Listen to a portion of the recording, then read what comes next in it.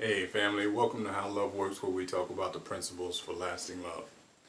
Well family, I'm back with you again, and I'm here talking about a second issue that I received from one of my subscribers, Mrs. Harris, or Miss Harris, I'm sorry, regarding how to be a little bit more feminine. I don't know whether or not I'm going to really answer that question today adequately. I think what I will do is I will talk about maybe a little bit about the power of femininity and some of the conduct that a person can indulge in order to maybe solicit a little bit more activity from the male perspective, if you will. So what I will do is I'm going to be talking about the power of femininity, and I want to come from this perspective, and that is that being feminine nowadays shouldn't really be a real difficult issue. I think that all one has to do, especially a woman, is just kind of, when you come home and you still got that masculine thing going on in your head where you're still competitive and you're driving and you're doing this thing and you're climbing the corporate ladder. You got to do the exact opposite of that. And that's technically what I would put, or I would call a more feminine woman, a softer woman, a one that has a gentle spirit, a one that's receptive. For our discussion today, I had a real difficult time trying to find something in the area of a good definition for femininity, but for me, femininity has more to do with the essence of receptivity, and so that is what I see femininity as being: the ability to receive with a appreciative and gracious heart of gratitude, and also someone with a certain level of humility. That's more of a quality that you see, or that's not seen often nowadays, at least coming from a lot of women. And I understand that because of the culture we live in. So with that being said, I want to get down to one of the things that femininity is not. Femininity is not being competitive, overly competitive, like you see a lot of women. They're very competitive. Understandable, because they're in the workforce, and 60% of the workforce is comprised of women now. So they have to be competitive. They want to survive. The other thing is controlling. That's not feminine. It's not masculine either, but certainly not feminine. Another thing is that they're not condescending, and they're not critical, and these are just some of the basics of what femininity isn't. But that's what we often see in many women. So I want to wrap this up pretty quick. I don't want to spend a whole lot of time on it because I just want to give you some basic ideas. Now, one of the clear indicators of a feminine woman is that a feminine woman, she knows what she wants. That's number one. She knows what she wants. She has her mind right. She knows that she has to decide if she's going to use one of the big three. She's going to be using her agency, which is having a set plan to go about getting what she wants, getting her needs, her desires, and met. Or number two, she's going to use her agency. These are people in her life, her network, and maybe even using the internet and using that network to do the same thing. Or she's going to do like 95% of women, and she's just going to use that accidental system where she just meets a guy willy-nilly, some random, and she crosses her finger and hope it works. No plan, no agenda, nothing. no agency, nothing, and it just doesn't work out. So another aspect of a feminine woman is that she's into equity because she knows that fosters cooperation. She's not into equality. Now, if you are and you still believe in that concept, then you go ahead and do you, boo. You go ahead and be all you can be and be the superwoman and get into that equal outcome. I'm not that guy. I'm not going to argue you down. If you want to do that, you just be single, okay? Because equality and outcome-based equality, it breeds competition. And if you know, you're not going to be in a relationship long because men can't stand fighting their women. Number 3, if you want to get married, ladies, then you can get married. But you're going to have to, as I said, you're going to have to use one of the 3. You have to have an agenda, and you're most likely going to have to use your agency in order to get married. But you also need to make sure that you don't waste your time, and feminine women don't. They don't waste their time with men who don't want to get married. So you want to be very specific. Deal with men who want to be married. Deal with men who want to be married. And it's some easy ways to find out how to do that. One way is just to declare what it is you want and when you want it. Say it with a smile, say it as gentle as you can, and not be overbearing about it, but just declare what it is you want, just like you would do if you were talking to God the Father. Just declare what it is you want.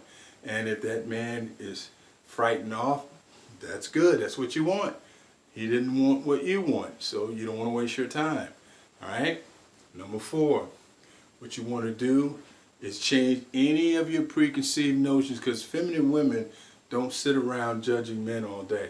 The reason is because they don't get into a lot of bad relationships and get used by men, so they don't have a lot of negative experiences.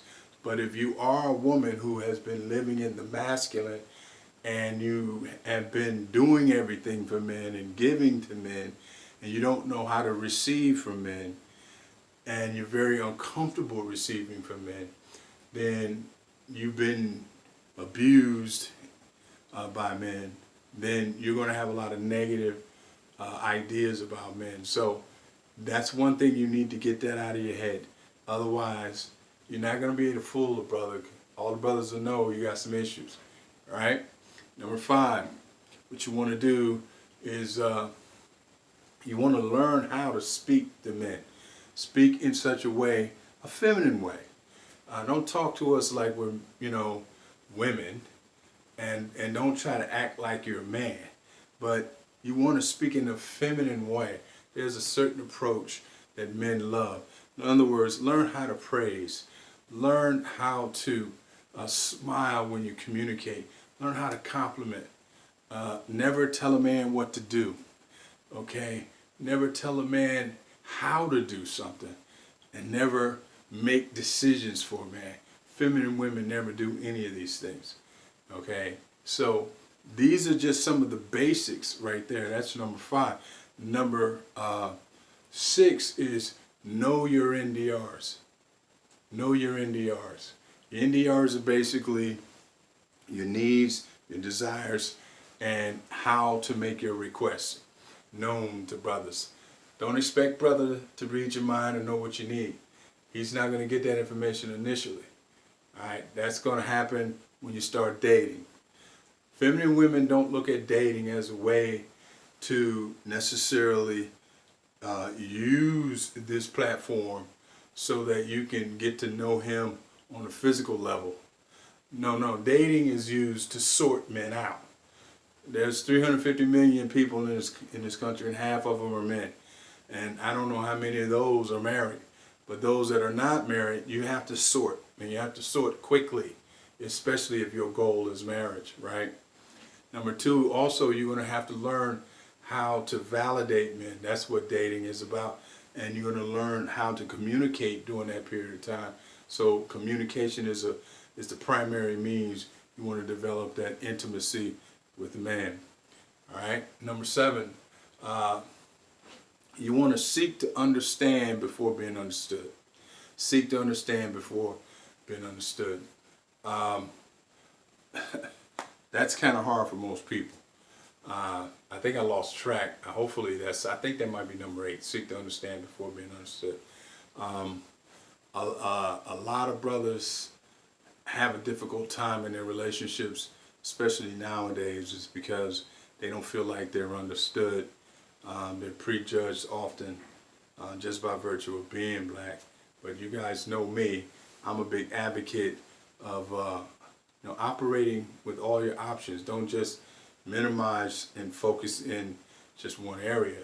I mean, if you want to look at dating, because we're only talking about dating here, practicing some of your feminine skills on a Hispanic brother, an Anglo brother, a brother from the Caribbean, brother from Africa. There's people from all over the world. Just don't focus all your attention just on the brothers, because all we're doing is practicing in our feminine skill sets. All right, and I think number 9 is what you want to do with these relationships. You need to be pacing your relationships. You need to learn how to pace your relationships, because one of the goals of doing that is so that you get to know the brother. You don't want to just jump into bed with a brother. You want to get to know him. Once you get to know him, then you can trust him. Once you can trust that brother, then you can rely on him. Once you can rely on that brother, then you get that commitment.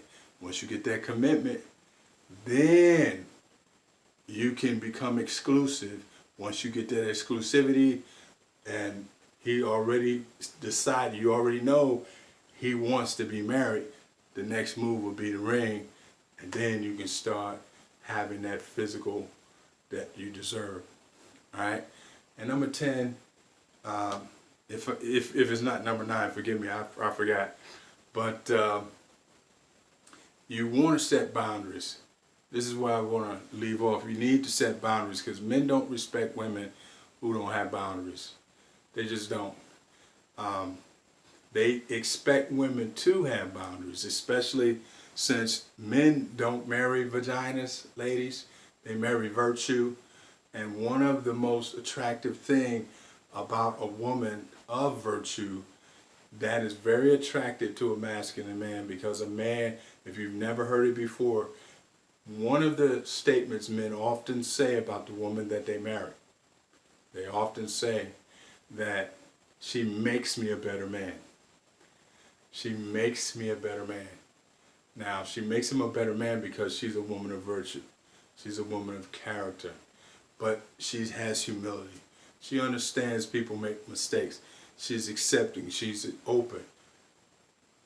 She is a woman who has accountability. She doesn't just make stuff up and lie and cheat and just do stuff so she can win arguments all day long. And these are just some of the things that you can do. I mean, there's so much more.